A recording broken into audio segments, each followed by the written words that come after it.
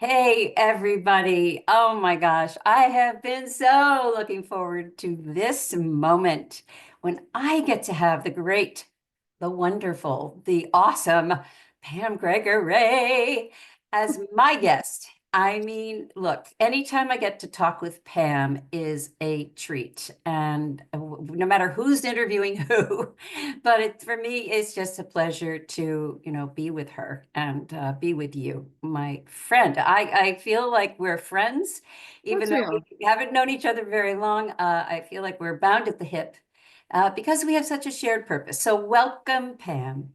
Thank you for that beautiful, warm introduction, Hope. And it's a joy to be with you. I love your work. And I was just saying to Hope before she pressed the record button to congratulate her on what a service she did for humanity back at Lionsgate at Mount Shasta with the group she led there to, I think the words were pierce the film Yes. for humanity and Merlin. And I think Lord Yeshua said that you had exceeded all expectations in piercing the film, and that tear continues to get larger and larger. So the truth will just keep on coming out and change the world for humanity. But that was a major initiation point. So, I can see you sprouting wings for that.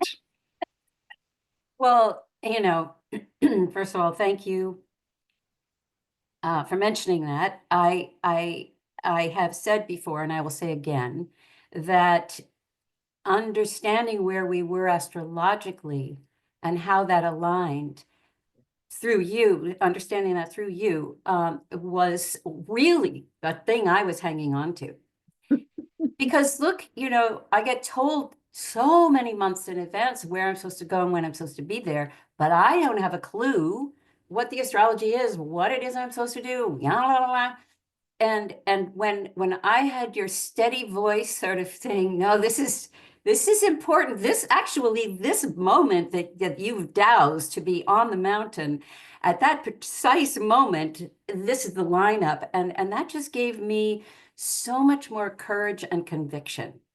And Oh, but this is why I wanted us to talk again, because these collaborations are so important. And whether they're happening on the level where we are, whether they're happening on the level wherever anybody else is, I want people, I hope people will sort of put their antennae up and recognize that these connections are not random. That the people who drop into your circle, your life at a particular moment when you're questioning, or there's guidance happening all the time. and it was great fun. I mean, we were in cahoots, and you were sending me messages at dawn, and it was like an adventure. It was like a wild, wild sort of spiritual adventure we were on. So it was so much fun. So I was very happy to be involved. From my English base here, it was thrilling. Well, it really made a difference and gave it context. Yeah, yeah. So okay, what's really tempting is to zero in on the current astrology. But before we do that, because I want this to be an evergreen show, it just so happens that the current astrology, here we are on March 19th, 2025, is quite a big bang lineup. And I do want to talk about it a little bit. But before we do that, I would love people to get to know you as a human being, not just the extraordinary astrologer that you are. We get a strong sense of you and your incredible, generous postings. I think everybody gets a sense of you. But I actually would like to know a little bit about how you came to this. Where did all this start? Where were your curiosities? And at what age? Yeah, this all, I mean, from about the age of 14, I remember writing to Canada House in London saying, I'm going to emigrate to Canada. And they said, well, you have to wait till you're at least 18. I said, well, I'm coming. So anyway, I finished my degree, and the day after my degree, I had $100 in my pocket, way before the age of mobile phones, didn't know a soul, didn't have a job, got on a plane to Toronto and started a new life there. And in the first week, I mean, if I look back to the astrology, now it was a massive time of personal growth, you know, physical travel and metaphysical travel. And in the first week, I joined a yoga class. There was a big guy from Jamaica there. And at the end of the class, a couple of the girls said, he's an astrologer. So I went up to him and said, look, I know nothing about this, but it's kind of intriguing me. I'd love you to do my chart. And the next weekend, I spent about 7 hours with him, and it just blew my mind. And he was able to go back in my life and identify specific dates and events and blah, blah, blah. And I haven't stopped studying since that moment. And he disappeared soon after. I think he was an earth angel, just, you know, meant to reconnect me. But it was And what was it that made Canada be the magnet for you? well, actually, I've got a very interesting astrocartography running through Canada, because my Mercury line runs straight through Toronto. So that's the place I got into the communication business, etc. But it was the nature, really, big skies, big mountains, big lakes, space. And I lived there for 5 years, got Canadian citizenship. It was possible at the time to get that with even keeping my British citizenship. And I had a wonderful time. It was the winters that did me in and brought me back to the UK. But I just loved the space, and at the time, the level of personal freedom that you had in Canada. So it was a huge adventure, you know, it was all on my own and kind of creating a new life from nothing. So it was super. I loved it. And also, when you go to a new geography like that completely on your own, you can reinvent yourself because you're completely anonymous. You know, who shall I be in this new land, sort of thing. So yeah, I loved it. It was a great time for personal growth. Yeah. Had you at 14 seen a movie or something about Canada? I mean, what do you think was I the think I just sort of had seen a lot of videos, picture books, and I just, because I love nature so much, and so much of it seemed pristine and unpolluted and unspoiled, it was just a real kind of heart connection to the land, really. But I know that because of my, you know, my going there had connected me to astrology, which had connected back to obviously other lifetimes where I absolutely know I worked as an astrologer. I even know who I was and what my name was, and you know, all of that. So I'm just picking up the threads, and possibly that would not have happened so quickly if I hadn't gone to Toronto, because for me, my Mercury, which runs straight through Toronto, rules my 8th house of spirituality and my career. So a ah spiritual career was born, as well as getting into the corporate communication business. You know, the spiritual direction of my career was born when I landed in Toronto. And I had some pretty funny, wild moments there as well. But that's for another that's for another time. I don't know. We could hear a wild moment. Do you want to share one? Oh, it was so funny, actually. I remember going from the airport on the shuttle bus. I remember all of this into it's kind of the western area of Toronto, and I had no idea where I was. And that's the Chinatown area of Toronto. I don't know if I even dare tell this, actually, but anyway, I had to find a very cheap place to stay. And I still remember the name. It's called the Asia Hotel on Yonge Street.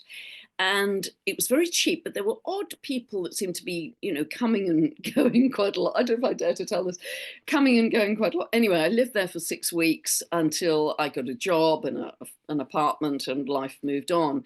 But I was told by several people sometime later that it was one of the biggest brothels in the city. And I spent 6 weeks living it, never been propositioned, completely crossed my radar, but it was hilarious. But there's some very unusual people coming and going. So yeah, so that was my wild beginning to Toronto. But it settled down a bit after that, and you know, off we went into a new adventure. That's just so courageous, you know, but I'm kind of thinking back, and you know, we did things like that Yeah. then. We felt immortal. We felt Yeah, we immortal. just got up and did things and went places without knowing anything, but confident we'd figure it out. Yeah. And that is I'm not so sure that's prevalent these days so much. Such a sense of freedom. that Yeah. we had then, I think. And, I know you've done huge travel, Hope, and particularly to Nepal. And I spent about 5 months after I left Canada traveling around India and Nepal, the Himalayas, again, all on my own, just finding some Sherpas that could take me up to 19,000 feet. And that was one of the best things I ever did in my life, spending 5 months out there on my own. And it was magnificent, actually. There were some hairy moments there as well, but it was an amazing adventure. And you just didn't even think about, will I be okay? Just off you went. And I know you have a strong connection to Nepal and the Himalayas as well, with all the work you're doing out there. Well, what was it? So you came back to England and then you were there for a short time and then you just went off again on 5 months? I didn't even bounce into England. I just went straight from Canada to India, Oh. and off I went, with a backpack. I'd done a very basic weekend martial arts course, which I needed to use sadly a couple of times. But yeah, I just had a backpack, and off I went, and it was just such an adventure. Every moment was an adventure, because in those days, I mean, I barely met another Western person at the time. Certainly in Nepal, I hardly saw another Western person, because it was a closed kingdom for Yeah. many years. I think until the late 70s or something, Mhm. mid 70s. It was quite late that it opened up as a country, and so I just didn't encounter Western people. And then Nepalese people are beautiful, as you well know. You're so connected to them. They're really humble, beautiful, pure people, and I just loved every moment. So yeah, I went back to the Himalayas several times, and yeah, they're some of the best times in my life, I think. And the being up in the mountains with the air so thin, you get into rhythm with nature, going to bed with the sun, getting up with the sun, and the simplicity and joy of that. And I remember when I finally had to come back down, I actually had arranged a job in central London, believe it or not. And coming back down the mountain, I was thinking, gosh, life is so incredibly beautiful and simple if we tune into the natural rhythms, and it's us that make it complicated. And Mm. the air just got heavier, literally, as I was coming back down the mountain, and there was a flood, and we couldn't get across. The bridge had been washed away, and I missed my flight back to London, and got into all kinds of other adventures. But I never, and then a job in central London was a hell of a shock to the system after that. It was the purity of that experience of being high in the mountains. But I'm so glad I did that. My love of nature, and that the Himalayas, you will know very well, Hope, the sacredness. There's a Mhm. kind of divinity in the land, and a purity and an ancient wisdom that they still have, that we have just lost in our modern lives. So it's that was really, and I know I've had past lives there too, and I'm sure you have, but it was beautiful. It was worth all of the challenges along the way. It was really beautiful. Oh, I'm struck by the simplicity and the joy that you mentioned from that high place in the mountains. Excuse me.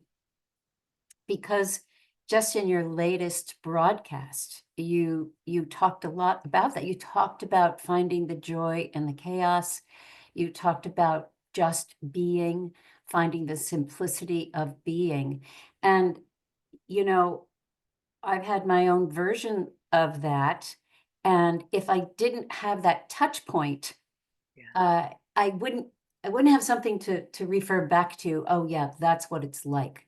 And you have it in spades. I mean, my goodness, this is this incredible journey that you took, and sounds to me like it was a calling, like the mountains were calling you to them, sort of like the man in Toronto. I mean, Toronto, yes, but it seemed to me to be the gentleman who taught you the astrology was calling you and calling you to your cause, calling you to your purpose. So for people who may not have had that kind of pinnacle moment, you know, I'd like to sort of talk about that a little bit about how you can still establish it any day. Or maybe there's a little voice in the back of our heads that is saying, get thee to the mountains or to the ocean or whatever it is. But I just like to just talk about that a little bit. because it's never too late, is it? Absolutely not. And you know, beautiful. You've really observed that beautifully. Thank you, Hope, because I mean, it was a silent journey in a way because they didn't speak a word of English. The Sherpas who were with me, they couldn't say hello, goodbye, thank you, nothing. So they would bring me a bowl of hot water in the morning to wash, and I learnt quickly you had to start at the kind of teeth and work down. And but it was, you know, they'd pull back the tent, the tent door, and always at sunrise they'd pitch the tent facing east, so there were three of them and one of me, and that was it. That, you know, this wasn't a big, you know, that was it. And they looked after me so well, but they pitched the tent facing east so I could always see the sunrise. And then equally I'd sit with them in the evening around the fire and watch the sun go down. And it's that simple. I was recently on holiday with some friends in Gran Canaria, and the thing that captured me in that week more than anything else were the sunrises and the sunsets. They blew me away with the new light codes that are coming in, because in England it's so cloudy. It, you know, we have to struggle to see sunrises and sunsets. So the simple joy of just sitting and observing this miracle every day of the sunrise and the sunset just touches me. You know, that is worth gold dust. It's such a precious moment. And even just sitting with your feet on the grass, the feet on the earth, and just tuning into the bird song, and then the silence, and then the sound beyond the silence. And it just, you know, all those four free simple moments can bring a profound sense of connection to something sacred again. And Mhm. but I think that, you know, that travel in the Himalayas, as you say, Hope, was an absolute touchstone, and it was so powerful for me that I've never forgotten it. It's kind of in my soul, as it were. Mhm. And Mhm. that's why I think simplicity is the way through all of this mess and chaos, because it creates an inner state of being, of stillness and peace. And I've talked about booking more stillness meetings with yourself. It's that sense of silence, stillness, just turning off the tech and just dropping into your a deep sense of being, dropping into your breath. And from that, that's what you create your reality with. Right. Your sense of being is your absolutely top priority to create your reality, and that ripples out to infect other people positively too. Absolutely. Absolutely. Well, I couldn't agree more. Um, you know, I want to just add in there, just throw in the wave, the infinity wave, just a little bit, because when and just, you know, when we drop into that place of stillness and we, you know, take the infinity wave and run it, because sometimes it's really hard to quiet the mind. But if we take the mind and put its attention on this shape and this watery flow, now it can't do two things at once. It just is constant, kind of like a mantra, but more fun, more whatever. And the I know you felt this, but I'm just reiterating it because for the very same reason, when we drop into that state of purified love and compassion, that's that beingness of love and compassion, that is the radiating energy that moves out in all directions from us, right? And I've I use that every day, Hope, your infinity wave. And I recommend it to so many, you know, if things are stuck or not flowing properly, I recommend it to so many. I use it every day.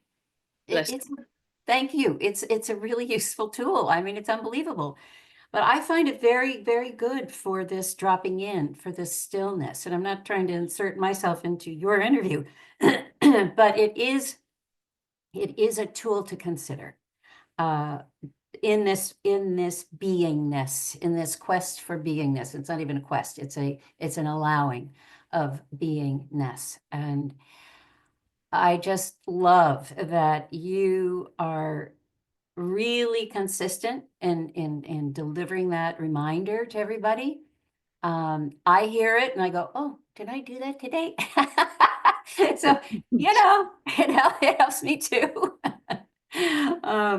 So anyway, we'll say, okay, so you go to Nepal and the Himalayas, you come back to the center of London. That's a rude awakening if ever there was one. And then, but this is so important because how we take that stillness, how we take that incredible oneness with the all that is into a busy life. How do we maintain our our core, our alignment, that stillness, while we're also in the chaos? And this is when you mentioned having the joy in the chaos, I was just like, oh yes, that is what it's about. Because when we're in chaos, and you could speak to this, but my sense is when we're in chaos, we get afraid. Yeah. And we contract. We do. Change is happening. Ooh, Yeah. I want to stay in my cave. Everything's fine, but that's not the purpose of chaos, is it? The No, purpose of it's chaos is to, right? You say, I don't want to take it's words. where it was very interesting. Thank you, Hope. It was very interesting talking to the cosmologist, Dr. Jude Caravan, about this from a science point of view, because she was saying the point of chaos, the times of chaos are where all the energy is freed up, which I'd sort of understood from the laws of physics anyway. And that is the greatest potential leap that you have into a different state of being, because it isn't just same old linearity. It's a jump because all the energy is just freed up. So kind of welcome the chaos. And the astrology helps me immensely to make sense of this. I mean, I don't know where I'd be without the astrology, frankly, but it gives me the template, it gives me the language to say, this is meant to be happening now. Yes, it's turbulent. Yes, it's chaotic. Yes, the old world is crashing. Yes, we're losing trust in governments and corporations and leaders and blah, blah, blah. And it's meant to be happening. And I would be very surprised if it wasn't happening. So that's really reassuring, I think, for people, that even if it seems kind of the world's out of control, it isn't, because it has to collapse before it reforms fully. And we are the co-creators in reforming this raw energy, this raw kind of creator energy, if you like, that with which we have got more of a blank canvas than we've ever had before, because it's such a jump for humanity. I'm sure you feel that in your bones, Hope. Oh, it's what I've been honestly teaching about since the wave came in, because those were the messages that came with the wave. And this was something to be preparing for. And that change doesn't happen from a complacent place. Why change? If it ain't broke, don't fix it, right? But in the chaos is the opportunity for a new idea, for a new state, a change of state. And we are, as you and I love that the astrology is right on track with this. You have to remember, I was non into astrology, not into astrology when all this was starting to happen. And and I'm sure if you track back 15 years, you could probably see the paces already in place for where we are now, right? I didn't have that purview. So finding, later along the pathway that the astrology is right there for it. Oh my, that's huge for me. And you are so good at explaining it to the layperson. Thank you. You really are. You Thank make you. sense of it. Now, I think, sorry, I've got a thing. I think we should just touch on, because we are right here at the equinox, and it's a very important moment for the entire year.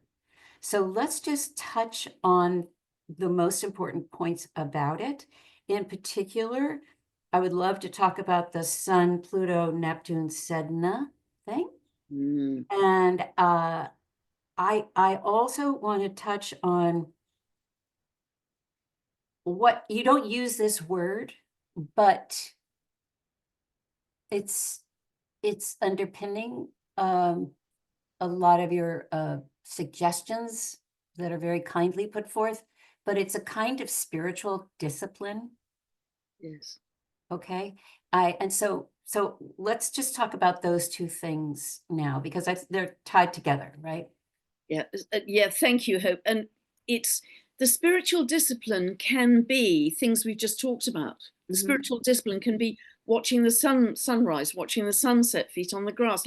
It doesn't have to be, I'm Yeah. hand mudra sitting, it doesn't have to be, it's that simple connection to whatever you feel is sacred and divine, which drops you into the stillness. It can be that, so it doesn't have to be complicated and rituals and ceremonies, etc. So, yes, you mentioned the Pluto. I mean, clearly we have the sun moving onto 0 of Aries tomorrow at the equinox. That happens reliably every year, as we know, the Aries equinox. And astrologers see that as the beginning of the astrological new year, not January the 1st, but this crossing of the 0 of the cardinals by the sun into Aries.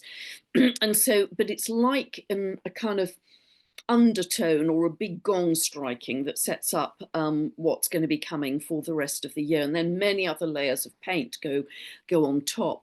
But of course we have the Aries equinox every year, but this is a particularly powerful one because of all of the other astrology that's happening. This is the biggest 2025, I think, is the biggest year of transition we are going to have, because within the next 13 months all of the outer planets are going to change sign.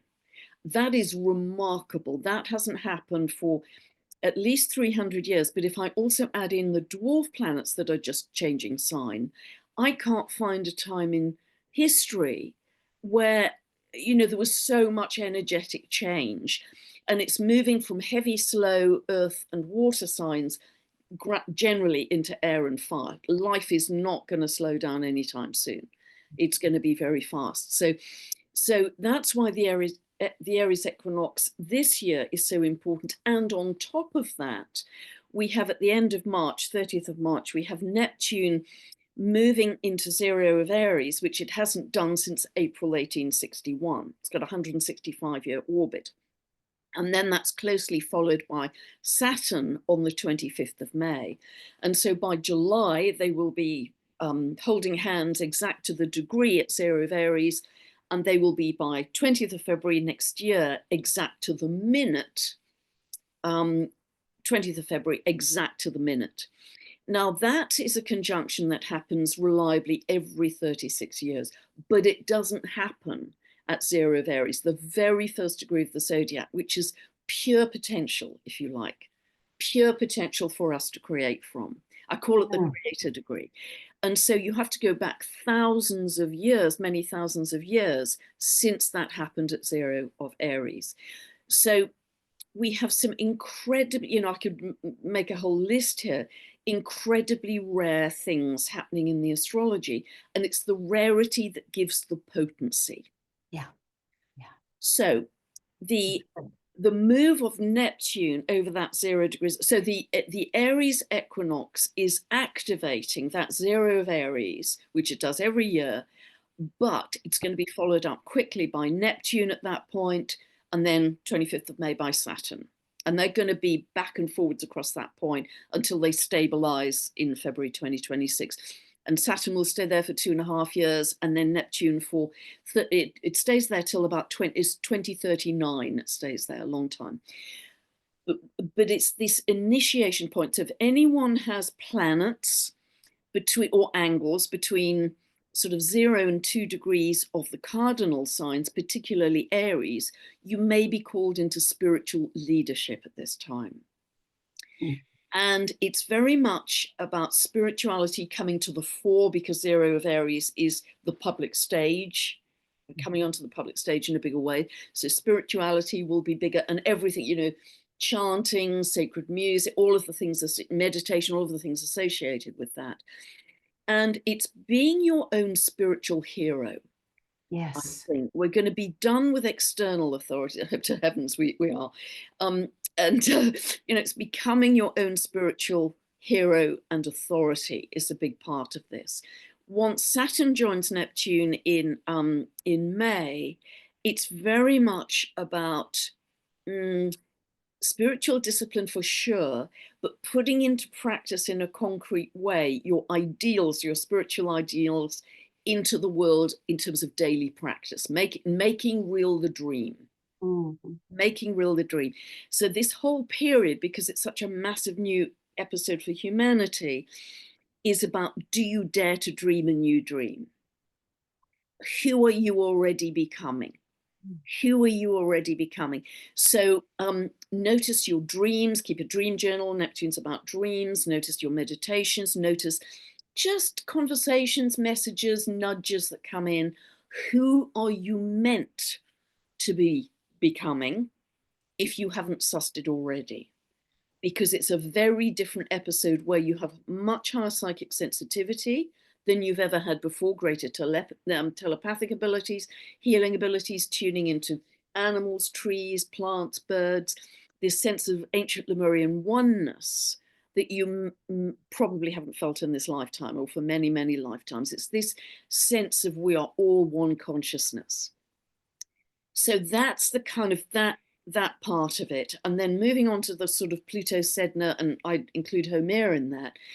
Pluto is the planet of transformation, and it is currently square a dwarf planet called Haumea that is a very strong regenerative principle that is all about birthing babies all over her body, reversing her age, creating the 8 islands of Hawaii from this kind of eruptive regenerative process that she has. And they are both in strong geometry to Sedna. And people have heard me talk about the myth of Sedna, where she was rescued from an inappropriate marriage by her father. A storm blew up. They were both in the canoe. Her father threw Sedna over the edge of the canoe. And when she tried to climb back on and clung on with her fingers, he chopped her fingers off. So father patriarchy does not come well out of this. But although she drowned, her fingers became these beautiful sea creatures. So Pluto is the planet of transfer. I've made a whole video on this actually called Metamorphosis for Humanity, because Pluto is the planet of transformation. Haumea is the planet of regeneration and changing your state. And Sedna is an even bigger archetype for changing your state, a complete metamorphosis from the human we have known into a different biology, a different being in our DNA. We're moving to crystalline, we're moving towards the light body, etc. Now that geometry, that wonky triangle, is going to stay in place for several years to come, till round about 2028. So that is incredibly powerful as a kind of underlying humming geometry on which many other things are going to be layered. But that's the really big stuff, if you like, archetypally. I just love the way you do this. And I'm thinking of that triangle, and I'm thinking of the actual, instrument, the triangle. Oh, yes, yes, beautiful. Just ringing it out, chiming the bell. This is so absolutely fantastic. And I feel like we've entered that portal, right? That's what we're going through. It's interesting because just last week, I went and did a channeling as just for myself, just to touch in with folks and see how we're doing. And I had recently been on a retreat and starting to, in earnest, write my second book. And the second book is different than the first, because first is just about the wave, but the second book is about all the paranormal experiences that I had leading up to and then after the wave came in, as a way to say, when you decide to kind of, without having your fingers chopped off, but let go of the boat and let source catch you, when you let it go, surrender to source, things are going to start to look pretty wonky. Like, you're not going to see things the same way. And you might start to get nervous. So here are some things that have happened that are my version of it. You're going to have your own, but don't worry, it'll be okay. It's kind of a comforting book, meant to be at least. Anyway, so I was just checking in with the guides. Is this what I'm supposed to be doing? I was very happy doing it. And Yeshua comes in and says, not so much the book, no. What you need to be doing two things. You need to be gathering people as often as you can. And this speaks to what you were just saying. We're coming together in doing this. It is the group consciousness. It is the oneness. He said, do it in your home, do it wherever, Timbuktu, wherever. Do as many gatherings as you possibly can. I said, okay, I'll do that. And then I need to start a school of some sort because I need to train people to then go out and teach the wave to others so that it's not just me. So I got my marching orders, but it seems like it's absolutely perfectly timed with this great ringing of the triangle to, be in community more and more and Community is more. huge. Yeah, because Pluto in Aquarius, Aquarius is about community, grassroots up. It's about freedom, humanitarianism. It's about networks of information and connection, like mycelium roots, like tree roots in a forest. Yes. It's all about that kind of emotional connection and information connection, that people I call it a family of frequency, people on the same frequency can connect, whether it's online or even better in person, to help to shift the power back to the people, which is what Pluto in Aquarius is all about in historical cycles, and help us to step back into our sovereignty. Yeah, beautiful, absolutely beautiful. And so now I'm going to just take this because you and I have had a few texts back and forth about this revelation. I guess it was one of those frying pan moments, duh, I should have figured it out long ago. But I read, excuse me, Chris Bledsoe's book, UFO of God. I mentioned it to you last fall. And it's a beautiful story about his encounters, and many daily, really, at this point, with these other dimensional beings. And after reading that, I came to a realization, this is the frying pan, that I've been observing so much for decades about the ET question, about the phenomena, let's put it that way. And it's been on a track over here, and then normal life was here, and then my spiritual life was here. So it's basically 3 tracks, right? Running parallel. Well, when the wave came in, my spiritual life and my normal life finally came together. But I realized, oh, this ET track is still way over here.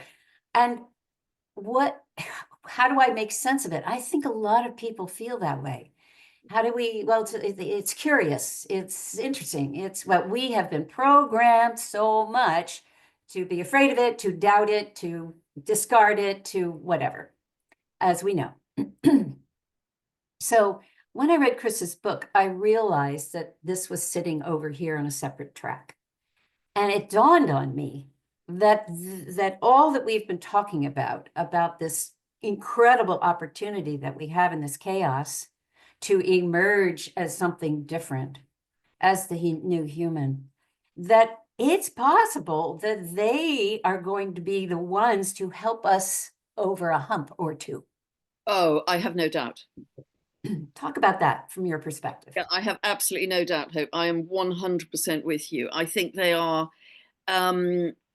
I think that in fact, I don't think I've said this publicly either, but a new friend was coming to visit me a short time ago, and she hadn't been to where I live, and I'm slightly tricky to find. So I said, "Did you find me okay?" And she said, "Oh yes, I just followed the spaceship over your house." So, okay, that's fine. Come on in. So. So I mean, so many people that I'm sure, and I'm sure you're doing this too, and that I know are channeling galactic beings, channeling Palladians, Arcturians, Andromedans. This is almost my normal world now. So it's not kind of weird. I mean, it's almost bread and butter time, Right.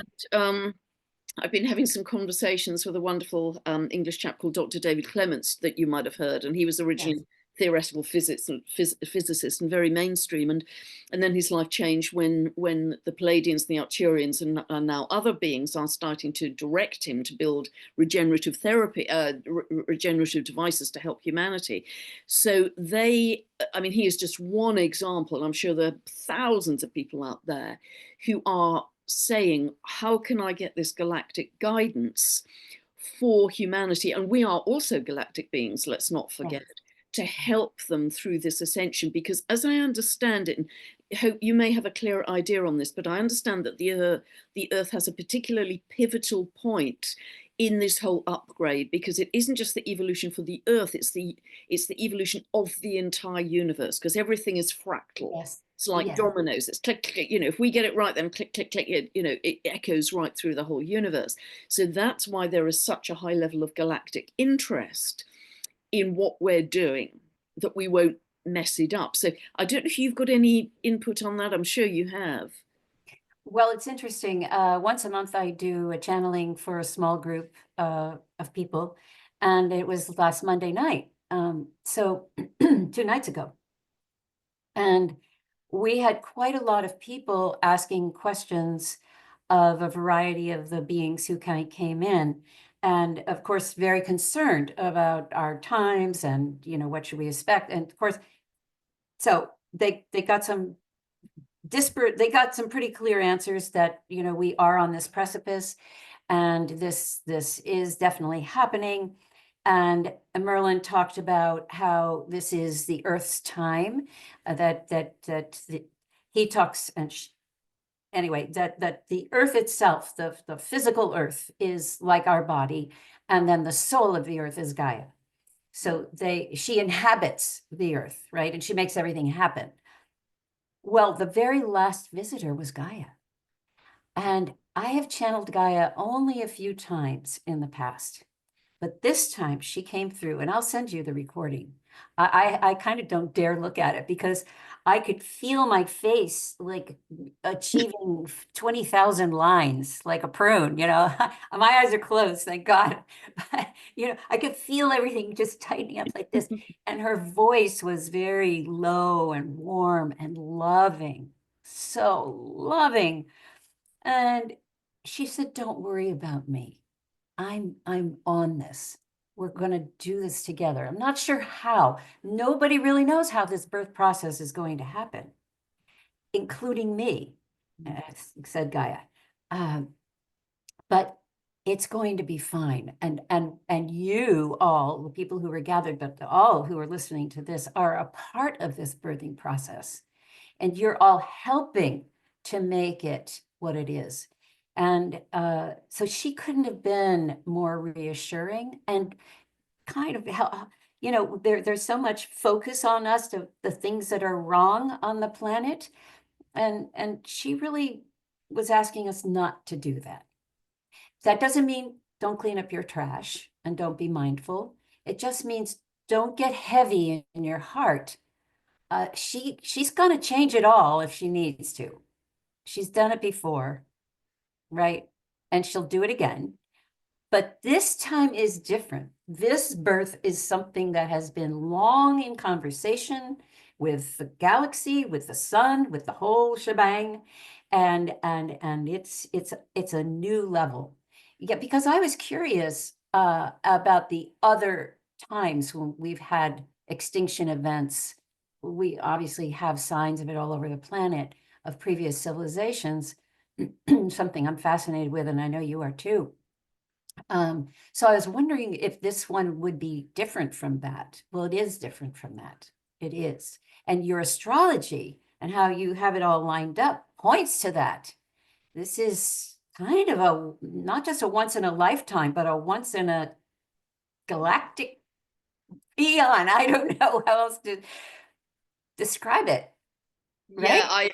I think you are absolutely spot on. Hope, I honestly do, and all that you're receiving and sharing is absolutely spot on. Because as I understand, it's the first time we've actually ascended in physicality. It's a whole biological change going on, which is a one-way process. Yeah. As I've often said, you can't stuff the butterfly back into the caterpillar. This is a one-way process, and because the frequency is increasing to such a degree, we are all being propelled by that frequency, which is breaking up the lower density energy on Yeah. which the old world was formed. And that's why the old world will collapse, the old structures will collapse, because the energy is just crumbling because Yes. of the high frequency energy coming in. And that's the high frequency energy of Gaia, it's the high frequency energy of us as humanity increasingly, and the galactics are supporting that. So because everything is one consciousness, the whole universe is one consciousness, isn't it?